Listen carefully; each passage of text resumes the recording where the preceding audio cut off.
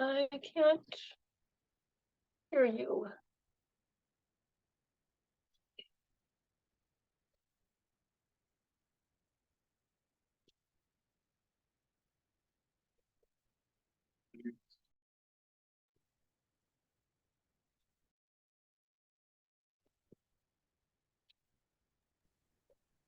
Hi, Julia.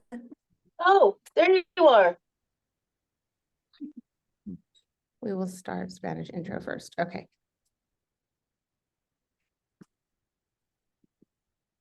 Hola a todos, este evento ofrece interpretación simultánea en inglés y español. Por favor, desde su computadora, haga clic en el icono del globo terráqueo que dice interpretación y seleccione el idioma español. Si solo desea escuchar al intérprete, silencie el audio original. Desde un teléfono inteligente o tableta, toque ligeramente su pantalla para ver el menú de 3 puntos que dice más. Luego seleccione interpretación de idioma y después español y silencie audio original. Termine la selección con listo o done para comenzar a escuchar al intérprete. Si se une llamando por teléfono o a través de una computadora Chromebook, no podrá escuchar la interpretación. Necesita la app de Zoom instalada.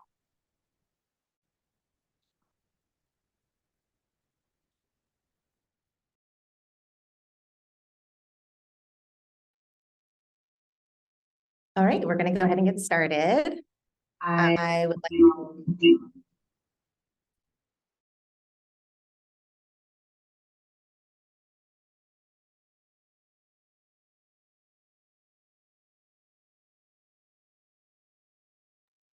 Okay.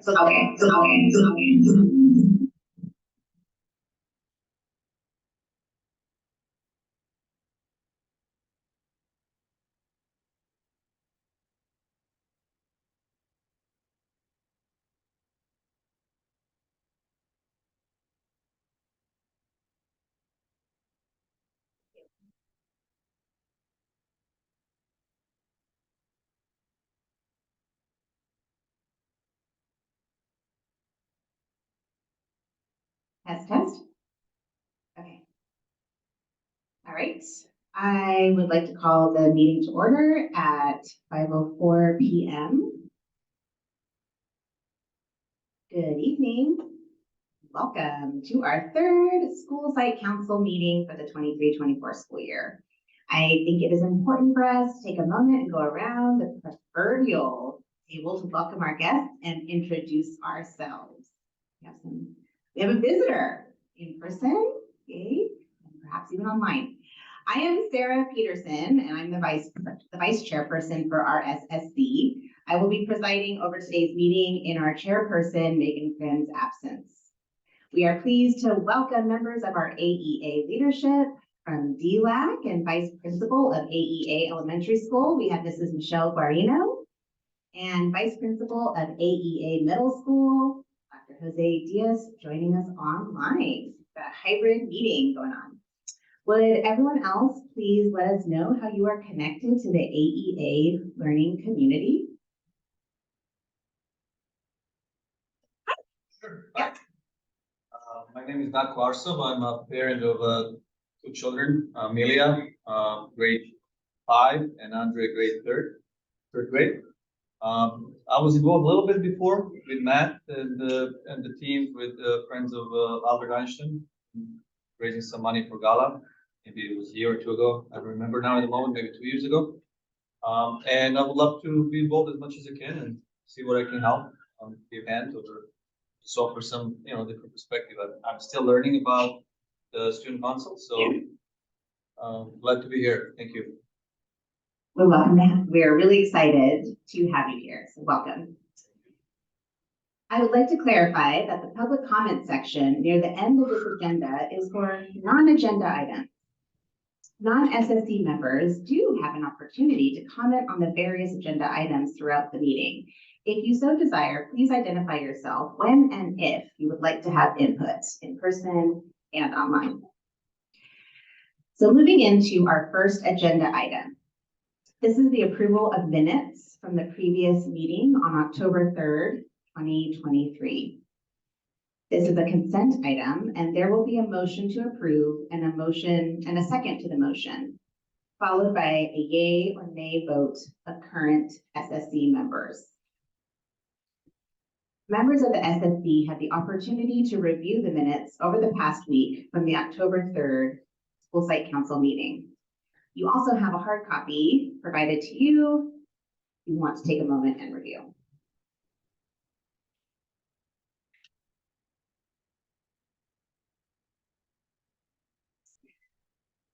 Would anyone like to make a motion to approve the minutes from the October 3rd SSC meeting? Make the motion. Would someone like to second the motion? I'll second. It has been moved by Sarah Whitdor Roberts and seconded by Maria Horsley to approve the October 3rd SSC minutes. All in favor, say aye. Aye. Aye. All opposed, say nay.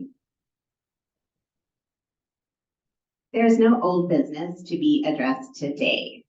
Thank you for conducting those approval and old business items.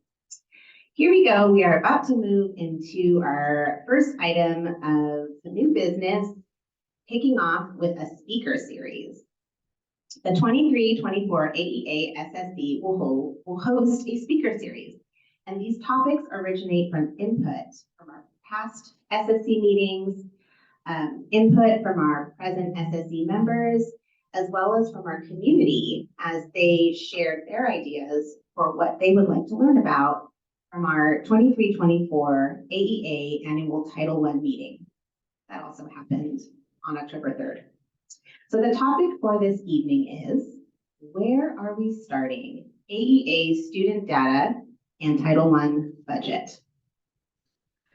Our discussants or presenters are Vice Principal of AEA Middle School, Dr. Jose Diaz, and current SSC members, Maria Horsley, PhD, and Sarah Whitdor Roberts, Esquire.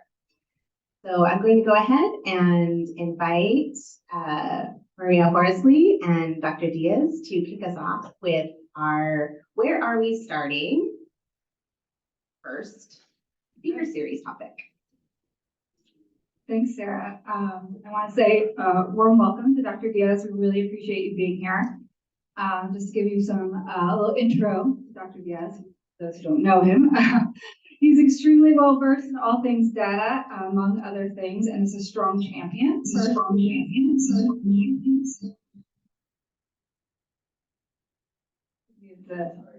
okay.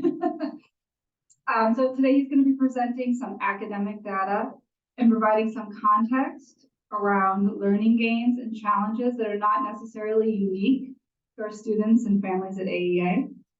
His insight is extremely valuable as the SSC works to establish systematic processes for a needs assessment that aims to support our admin and our teachers in their already robust efforts to eliminate our biggest challenges and our priorities as a school community for those students and families who are most in need.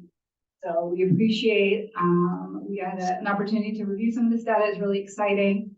And he's going to be able to provide some really great context. Turn it over Thank to you, Dr. Horsley. Can everyone hear me okay there? All right. No? Yes? You guys have to turn these lights on here.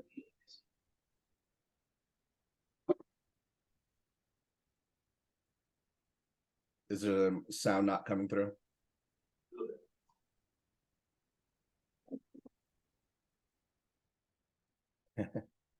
How's that sound? Can you hear me now? That's okay. All right. I'm going to share my screen. Before I do, I just want to keep in mind this is achievement data from 21-22 and 22-23. The 22-23 data was just released publicly about a couple weeks ago. So it is also available online.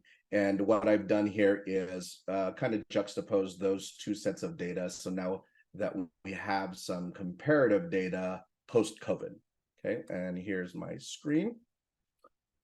Hopefully you can see that okay. Is that okay coming on your side view? Yes? Okay, thank you. So here, what I've done is aggregated the data from the last couple years. Again, this is just state achievement data, which is typically taken in the spring by our students from grades 3 to 5.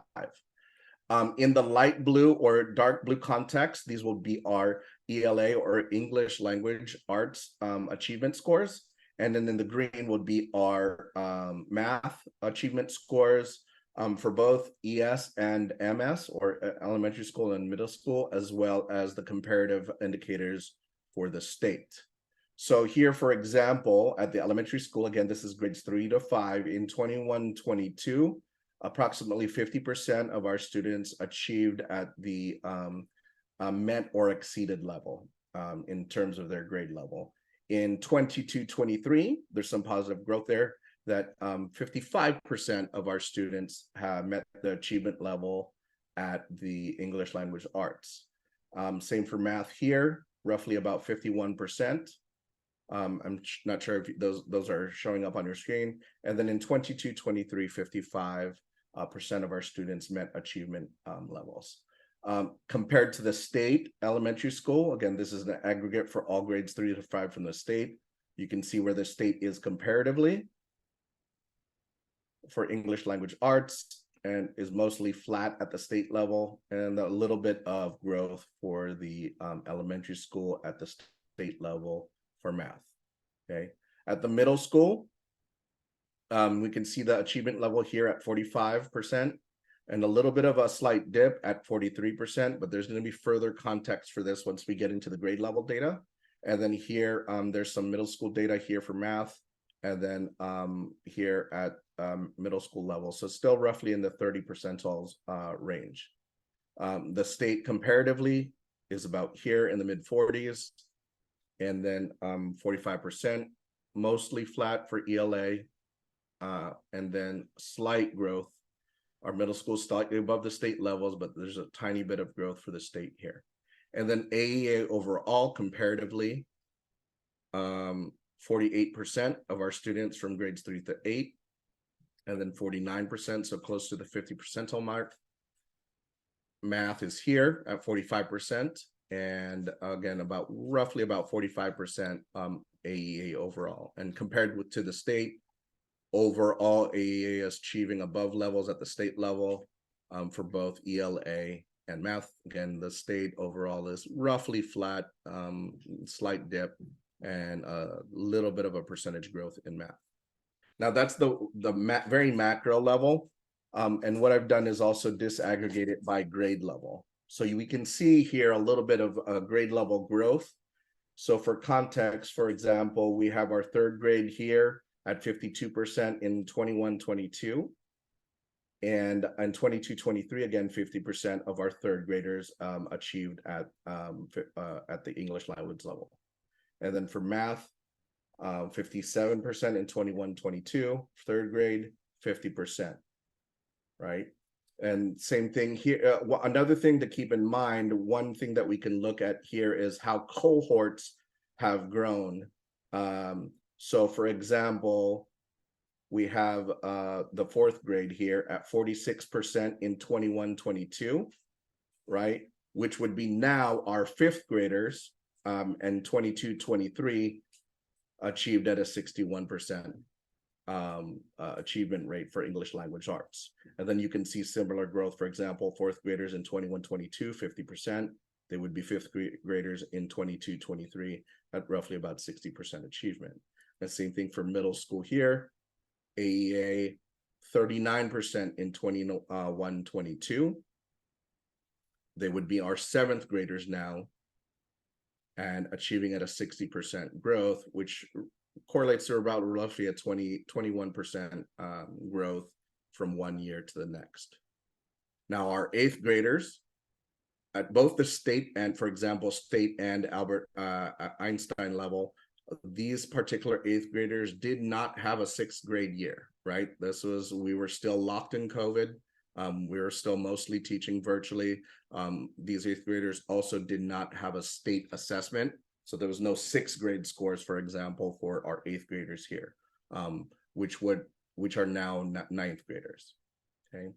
Now that's achievement level overall, and I will share this with SSC so that you can review this further. I also disaggregated by one of our important subgroups is our students with reported disabilities. And again, same general pattern, but you can see our obviously students with IEPs are at a much lower achievement level than the general population. There is some growth at the elementary school level. The state saw some growth as well. There are some challenges still here at the middle school level, at both at the middle school and state level. And then AEA overall comparatively to where we are with the state, it's roughly about 15 to 17% achievement across, right, for ELA. And then math, you can see where some of the challenges are. There's a little bit of slight growth here at the state level, but still AEA slightly above or right about where the state is in terms of students with reported disabilities.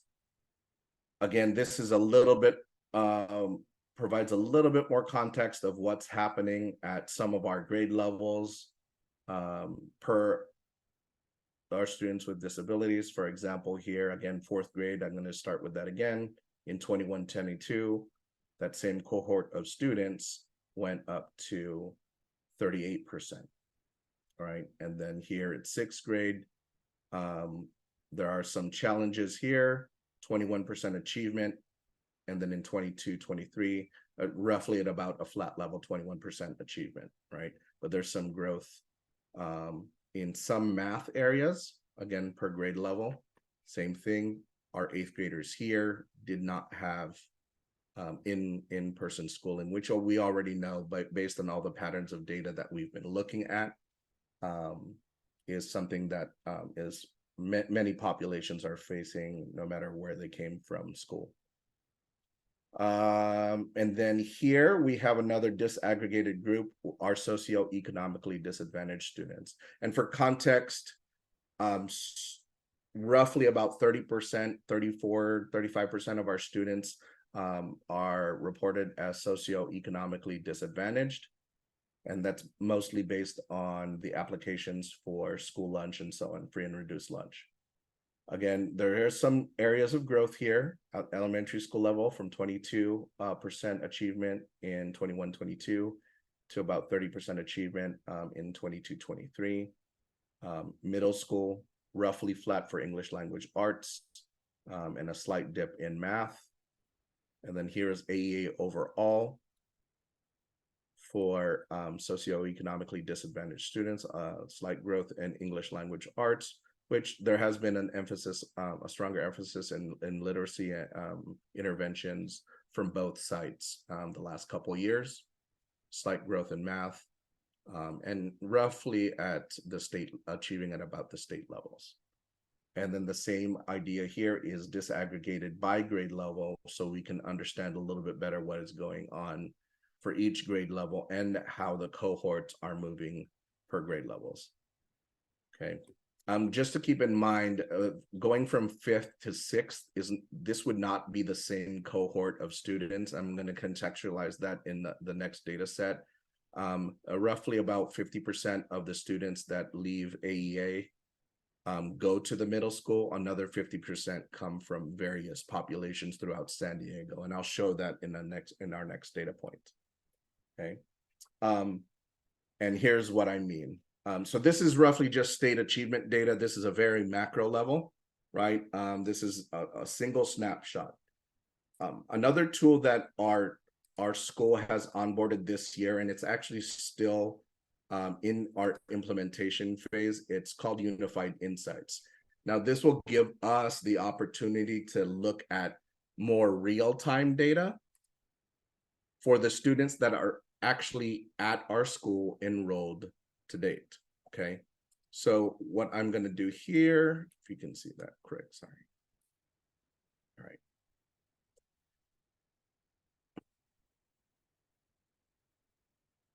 Let that load.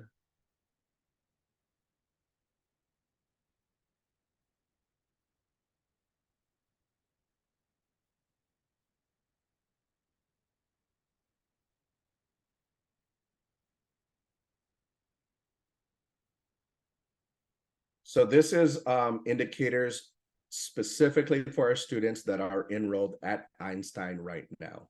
Now, this is just a very, all of our administrators have access to this. So here, I'll start here on the upper left here. This is a heat map of where all of our students come from all over San Diego from all grades, right? And you can see it's a very, very wide geographic area that we are covering. As far down, and if we zoom out, we can see how far south and how far north.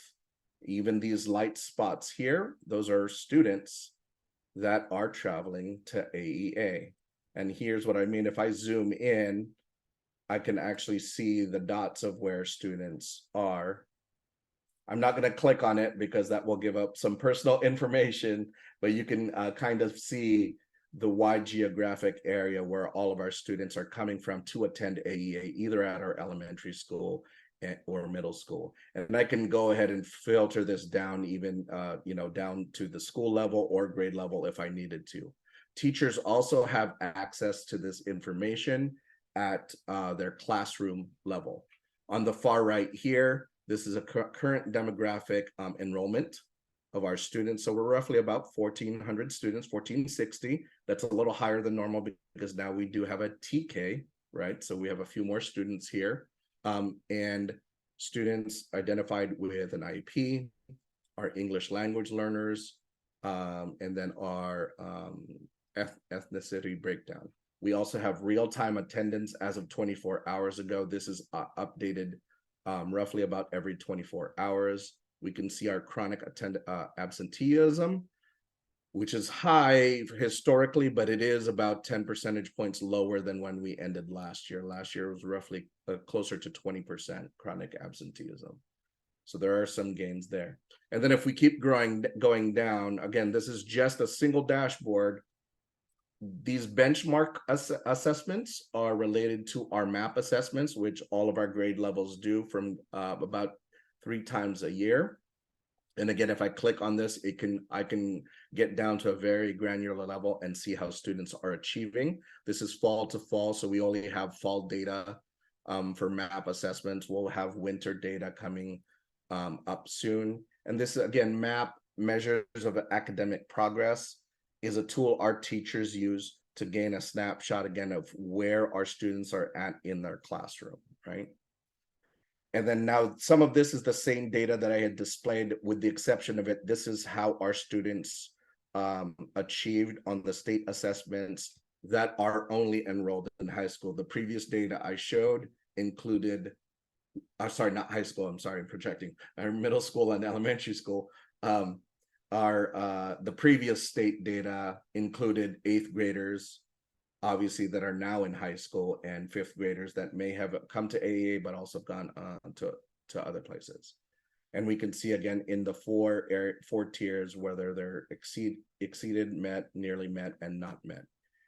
Again, if I click on this, I can get very granular, get to specific students and demographics of where those achievement bands are.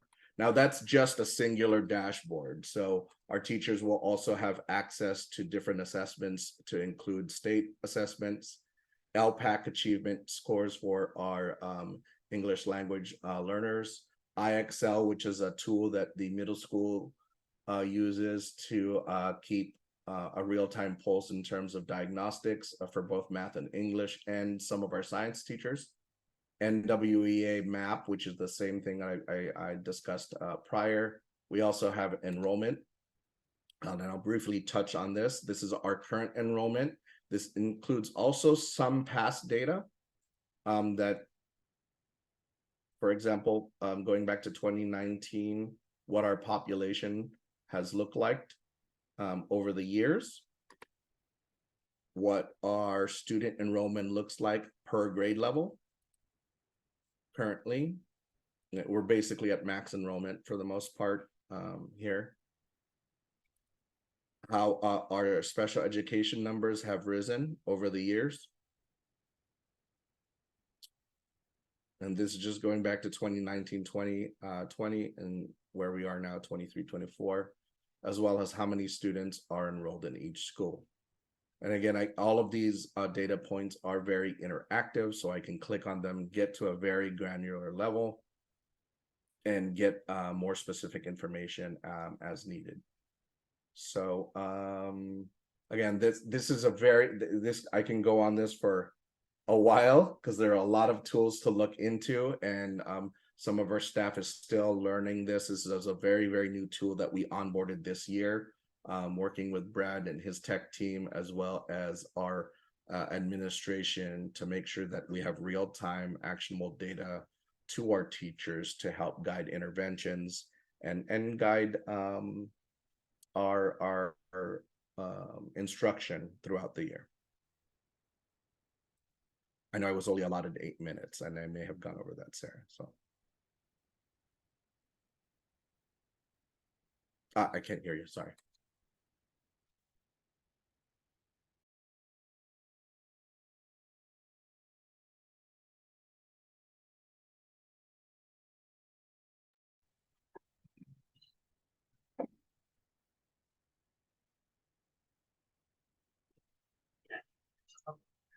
Good comment. Yeah, Question. make sure you. Thank you, Dr. Diaz. Can see why you needed more than 8 minutes. Can you hear me online? Okay, thank you. Maria, would you like to round out that conversation with any further comments? I know we have a question from our guest here. Yeah. Okay, Yeah, thank you. so we have our. It's really a general question. It's not very.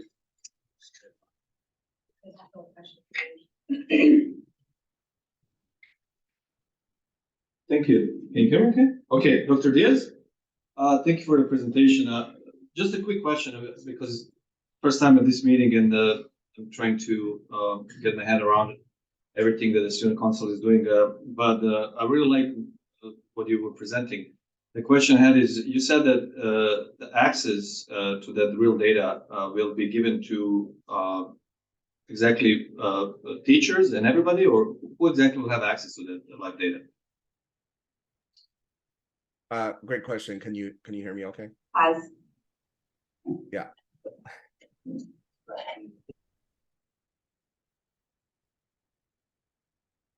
How about now? Is that okay? All right. So primary access of data obviously is our administrative team. All of our teachers have access to it now. If they don't, they can contact our support team to make sure that they do. It lives within our Power School, our student information system, which all of our teachers use, for example, to take attendance and give grades. For good reason. The general public does not have access to that because it has very real, even confidential information.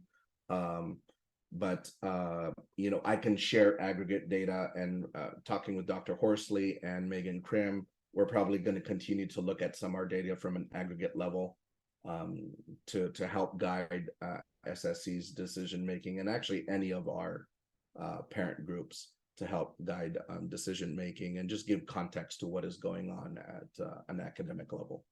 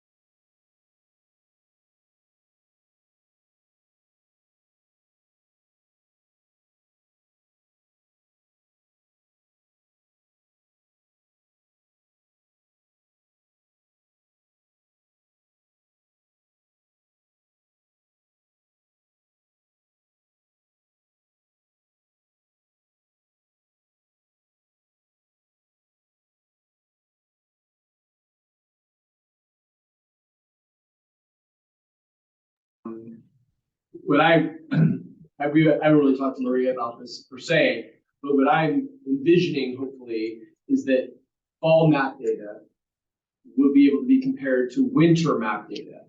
And I wonder if it will be possible with the unified insights to be able to look at different grade levels and different, socioeconomic disadvantage, ELLs, student disabilities. It will be possible to look at and compare data with those groups and pair that to interventions to see effectiveness of those interventions and use of Title I funds. Is that something you see as a possibility?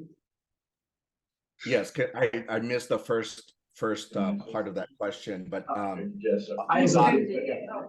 He's coming. He's coming out of US. can you hear me? Oh, sorry. I think the nonverbal is a yes. Yes, but there's more context.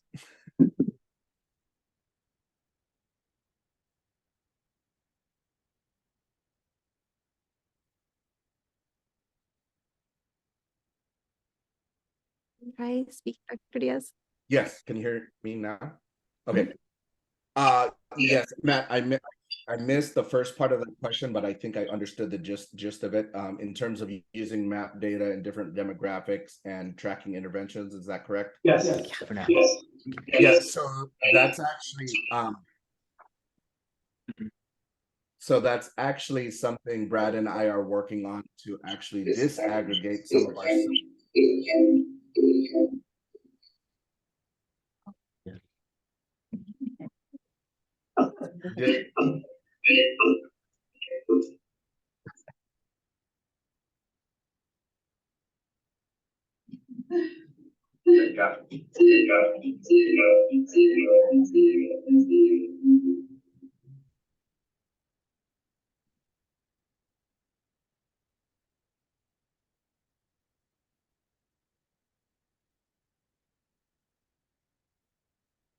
How about now?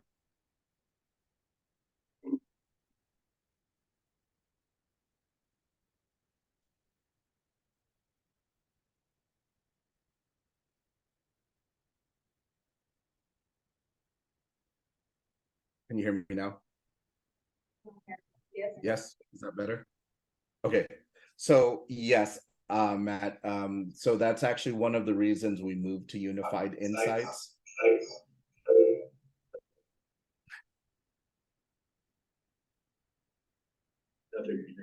Hello? Okay. Sorry for the technical difficulty. I'm good. But yeah.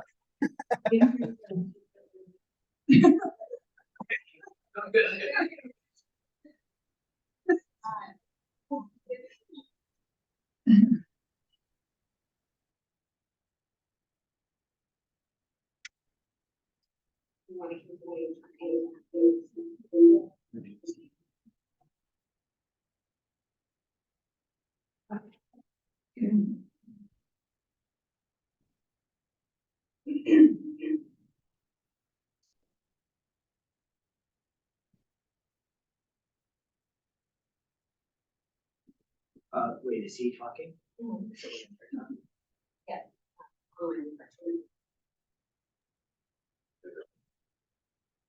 Can you hear me now? Is that okay? There's no echo.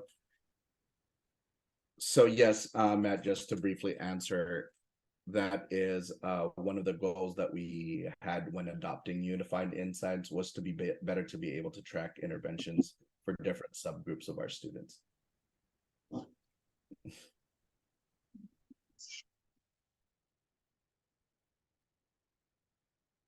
Okay, well, I think we're going to need to move on. But thank you again, Dr. Diaz, and just to reiterate, the SSC, this is new for us to begin to really systematize these processes to be able to be supportive in a needs assessment. And we just see ourselves in really a supportive role, not to scrutinize, to find out the best way in which we can be supportive and lend another lens when looking at this data. It's something that many of us are interested in doing, and so we look forward to working with you. Yeah, thank you. I love how you bookended that with how we can be supportive, right, in all the opportunities that we can really lean into together as an SSC. Next, I'm going to transition to Sarah Wigler Roberts. It's going to be a quick item. Yes, try to make up a little bit of time by being brief, and then we can always discuss budget more thoroughly in future meetings. Last year, the Title I funds we received were $207,000 and $207,780. And then what's budgeted this year is a little over $218,000.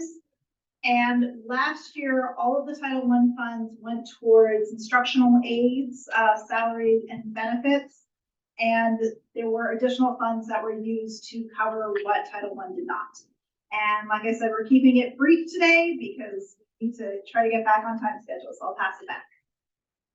Thank you, Sarah. I'm This will sorry. be a standing item as well, so we will have more updates as part of our standard operating procedures at our next meeting in January. Matt, you wanted to add something? I just had a question, sir. So were we able to come up with any specifics as to what is being covered this year with respect to the $218,000? I do not have that information yet. So hopefully in the future meeting, I'll have something a little more thorough and in depth. Thank you. All right, we have 5 items under new business, all important to the function of our SSC moving forward. All SSC members have prepared ahead of time so that we will be able to proceed expeditiously. All right, we would like to have the appointment of Matthew Bozzolo become official as a teacher member to the 23-24 AEA SSC. So this is an action item that will be accomplished by a roll call vote of individual current SSC members. There will be a motion to approve and a second to the motion.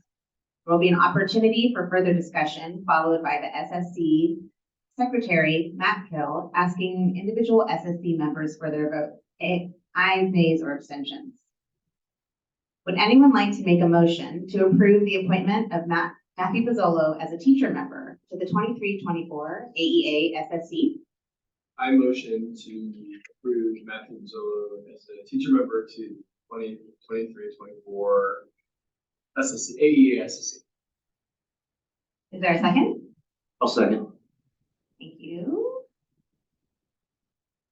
It has been moved by Matt Kill and seconded by Brian Inglis to approve the appointment of Matt Bozzolo as a teacher member to the 23-24 AEA SSC. Is there any further discussion from the public?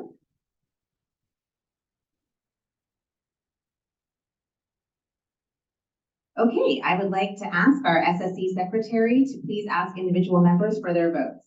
Ayes, nays, or abstentions. Okay, Brian. Yay.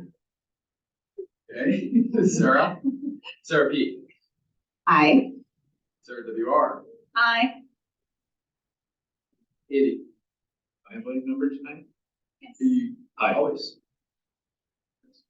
And, I will say aye as well. Maria. Aye. And online, Julia. Aye. Red or lips? Okay, we have- okay, and so we have 7 of 7 present, so the motion passes. Thank you. Our second item under new business is review and revision of the AEA SSC bylaws. This is an action item that will be accomplished by a roll call vote of individual current SSC members, same procedure as the preceding action item. So here's a little bit of context. These revisions to the bylaws are based on review of the September SSC training with SDCOE with Patricia Carlin and reflection on conduct of SSC meetings and business during the prior 22-23 school year. Julia, Matt, and Sarah WR met and made the proposed revisions to the bylaws. In addition, our full SSC had the week prior to this meeting to provide input. All input has been considered in creating this final revision. Julia will take us through what these revisions are, followed by any additional thoughts, questions, or comments. I'm going to go ahead and share screen on. Might I suggest that for technical speed purposes, and if it's okay with Julia, I can power through the slides faster than we can do with the online component. Is that okay with thumbs up, Julia? She has thumbs up. Thank Perfect. you. Okay. Works for me. Appreciate your grace in working with this hybrid setting. Okay, so briefly, these are the 5 changes that were made to the bylaws. Sorry,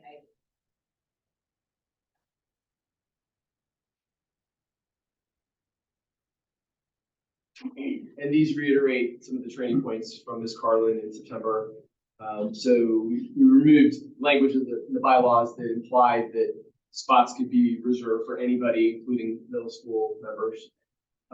We clarified that community members may sit on the SSC and added language to reflect that. We clarified that election members must occur at the beginning of the year as opposed to the end of the year, which has been the practice before. This allows new students, families, and kindergartners and what have you, the opportunity to participate. And so the bylaws now state that elections have to happen within the first 30 days of the academic year. That's just a typo on the slide. It's not calendar, it's actually academic. We clarified that as far as information storage goes, paper records need to be stored for the SSC for 3 years. And the last thing we just clarified that with our SSC of 10 members, quorum is defined as 6.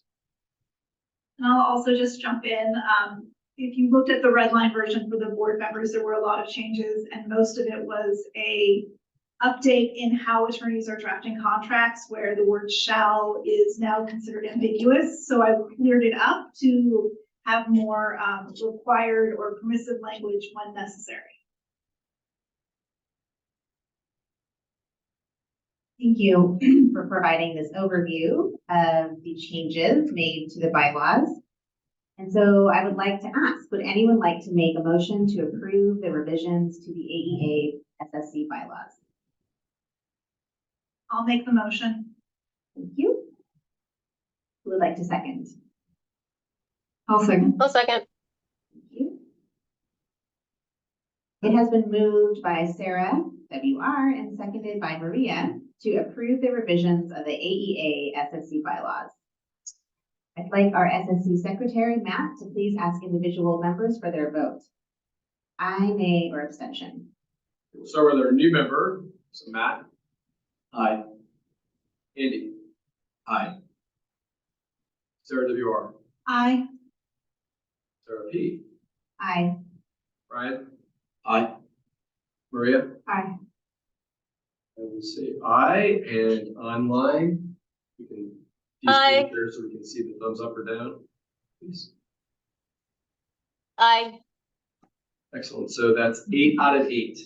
The motion passes. Thank you. Our third item under new business is the AEA SSC 23-24 year at a glance document. This is an action item that will be accomplished by a consent vote, following the same procedure as for meeting minutes at the top of this evening's meeting.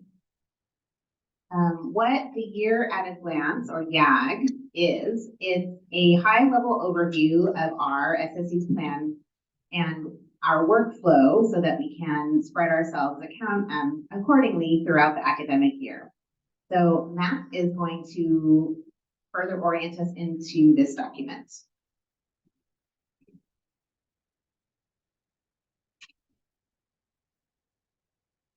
You can just screenshot.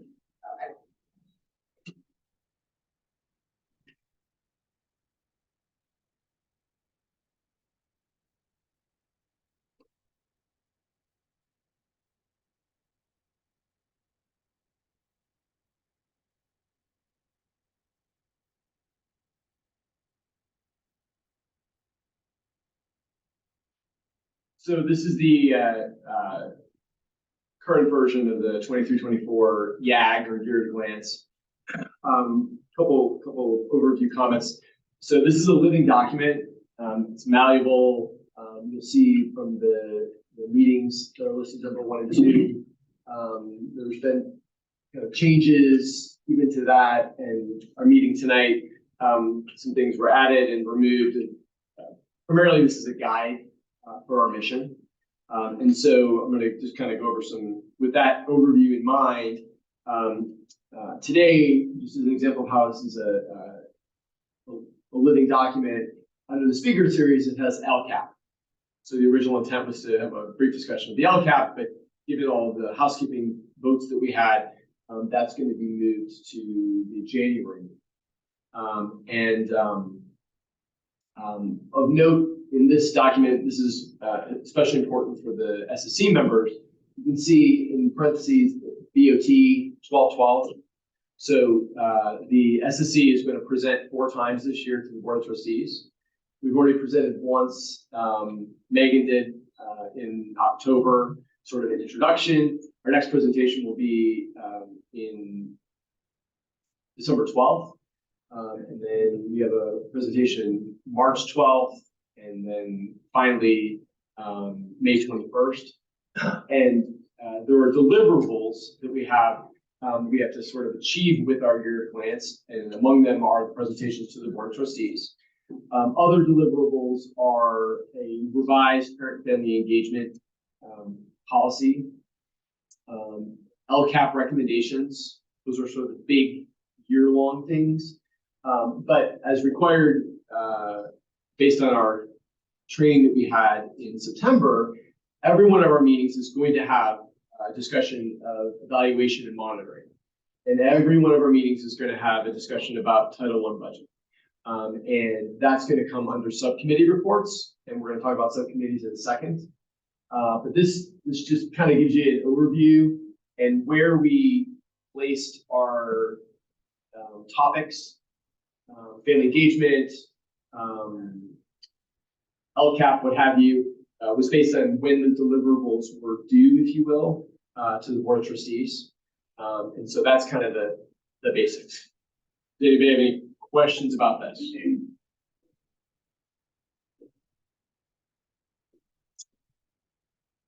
Okay.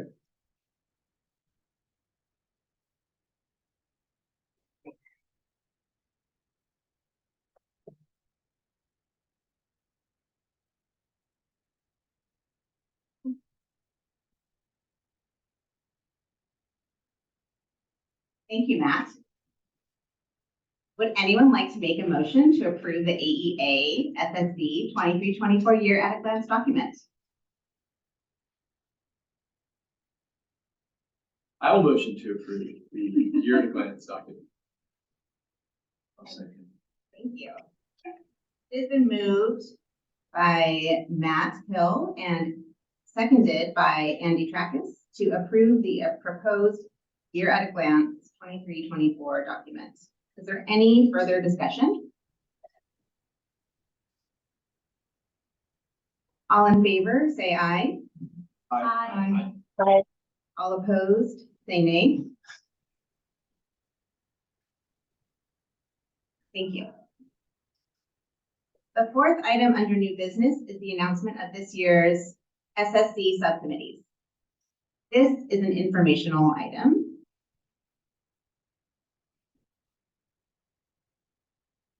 All members of the SSC started our work together by sharing our relevant skills, strengths, and areas of interest on our AEA Slack. Matt Hill, Megan Krim, and I then collaborated to individually check in with SSC members in order to align individuals to specific subcommittees. And based on these conversations and on input gathered at our AEA annual Title I meeting, as well as on lessons learned from the 23-24 subcommittees last year, SSC chairperson Megan Krim drafted subcommittee assignments and linked them to all of us for review via email. It is of note that our bylaws, Article 4, committees, Section C, membership states, unless otherwise determined by the SSC chairperson will appoint members of committees, subcommittees, standing, special. These draft assignments were then shared with Principal Trackus, acting on behalf of AEA's leadership at our monthly SSC officers admin meeting. Our full SSC had the week prior to this meeting to provide input via Slack or email, and this input was considered in the final assignment. Subcommittee co-chair appointments are currently as follows. On needs assessment and evaluation and monitoring, we have co-chairs of Maria Horsley, Megan Krim, and Andy Trackett. Co-chairs on budget subcommittee, Sarah Wisdor Roberts and Brian Inglis. Our third subcommittee is on LCAP. The co-chairs there are Sarah Peterson, Veronica LaRoche, and Andy Trackus. On our parent and family engagement subcommittee, our co-chairs are Matt Hill, Julie Boglioni, and Matt Pizzolo. It's also of note that there may be additional members. These are not those that are going to be the primary drivers or organizers of the co-chairs, but for example, we know that Dr. Diaz and myself are excited to be members of the needs assessment, evaluation and monitoring subcommittee. On the budget, we hope to further involve and invite Kathy Montez as a member alongside Matt Hill. For LCAP recommendations, Matt Hill and our stretch goal this year is to get an AEA middle school student or students involved with that subcommittee. And we hope to strengthen our ties with DLAC with inviting Michelle Guarino to be a member of our parent and family engagement subcommittee. Are there any additional thoughts, questions, or comments at this time?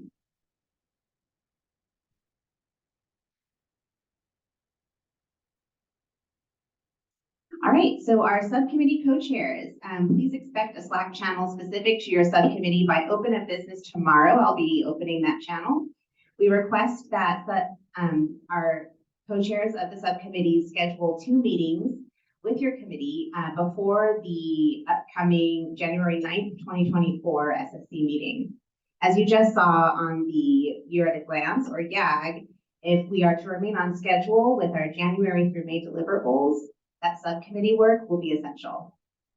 And we want to, of course, extend that support. If any co-chairs have questions or doubts that they want to talk through, please reach out to your SSC officers. Megan Krim, myself, Matt Kay, or Julia. All right, the 5th and last item under new business tonight is the AEA School Site Council 23-24 Essential Agreements. This is an action item that will be accomplished by a consent vote, following the same procedure as for the meeting minutes and for the Year at a Glance. The purpose of having essential agreements are to ensure our council's meetings are conducted according to procedural norms in an orderly fashion, using Robert's Rules of Order, and to establish a code of ethics about how council members should behave. The essential agreements should be reviewed periodically by the council to evaluate their impact. To that end, this year's council was invited to review the 22-23 essential agreements on Slack. Members of the council posed questions and wonderings that informed the revision of this year's essential agreement. As a result of these Slack conversations, and based upon lessons learned by the 22-23 SSC, Megan Krim drafted the 23-24 essential agreement. We shared this draft with Principal Trackus at our monthly SSC officers admin meeting. The full SSC had the week prior to this meeting to provide input via Slack or email. All input was considered in this final revision. Are there any additional thoughts, questions, or comments at this time?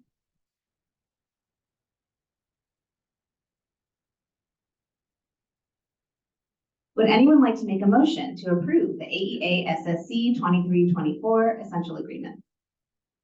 I'll make the motion. Second? Oh, second. Thank you, Andy. It has been moved by Sarah WR and seconded by Andy to approve the.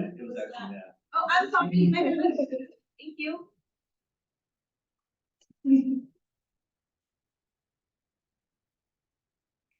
It has been moved by Sarah Wigdor Roberts and seconded by Matthew Bozzolo to approve the proposed 23-24 essential agreement for the AEA SSC. All in favor, say aye. Aye. Aye. All opposed, say nay. Julia, did you say aye? Sorry, I forgot to turn my mic on. Okay. Okay. All right. At this point in our meeting, we are going to turn the proverbial mic to Michelle Guarino. The DLAC, or District English Learner Advisory Committee, has a standing opportunity to present at our SSC meeting. We are pleased to have DLAC here as represented by Vice Principal Guarino, and she will share out. Welcome. Thank you. Thank you for letting me come and speak a little bit about DLAC tonight. So first of all, I just wanted to say that I've really appreciated the partnership that DLAC and SSC have had. And I love that we have this equal presence on our website now, the shared communication protocols and everything. I think that's been really helpful. So I really have appreciated being able to work with all of you. Our DLAC committee is all one. It's, because we're our own district. So our district English Learners Advisory Committee and our ELAC, they're all subsumed because we are our own district. We had our first meeting late October, and that meeting we decided to add as an extra meeting to slow things down and really be able to meet with our multilingual families, talk to them about the benefits of multilingualism, talk to them about what it means to be an English learner as a multilingual learner, talk to them about the roles and responsibilities of DLAC, share just a little snapshot of data about in regards to our English learner performance at our school. And then our next meeting is going to be really important for the community because we're going to, at that next meeting, really do a deeper data dive. And we're going to do our needs assessment, and we're going to be using that information to feed forward and share with the SSC, with leadership, with the BOTs, so that we can inform the LCAP as well. So any questions for me?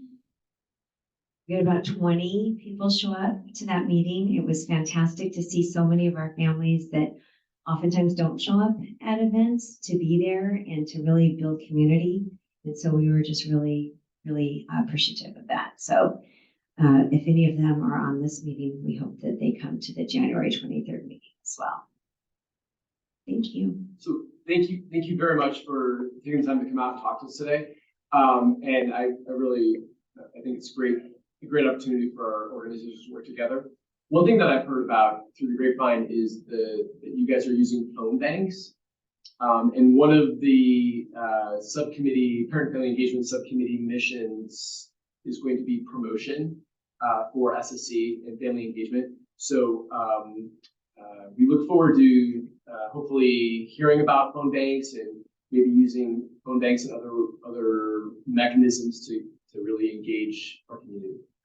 Yeah, we have a couple of our DLAC members who are parents, and they have taken it upon themselves before the last DLAC meeting where they had two different opportunities, one at the middle school campus and one here where they're supervised by a staff member, and they're reaching out to the multilingual families directly and calling them and asking them to please come to the meetings. And I think that personal touch has made a big difference for some of our families. So we're happy to collaborate on that as well.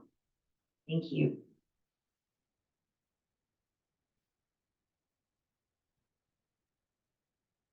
I also attended this meeting, the DLAC meeting, and one thing that really called my attention, as well as really added to the relevancy and the meaningfulness of the meeting, was the invitation for parents and families to bring photos of their families, and how all of those photos were in the middle of the table to really center us and ground us in our why. Yes, of course, it's data and achievement, and it's all connected to that. to our loved ones and our hopes and dreams for our children. So I just wanted to make note of that. I really appreciated seeing that extra special touch. The next DLAC meeting is Tuesday, January 23rd from 4:30 to 6 in the, here actually at the middle school MPR, same channel. Both Julia and Veronica are scheduled to attend this meeting on behalf of the SSC, so thank you. This is the point of the agenda during which members of the public may speak to the SSC on non-agenda items. The SSC cannot act on any items not on the agenda, but we welcome this opportunity to hear from our community. Each speaker will be limited to 3 minutes. Does anyone wish to address the SSC?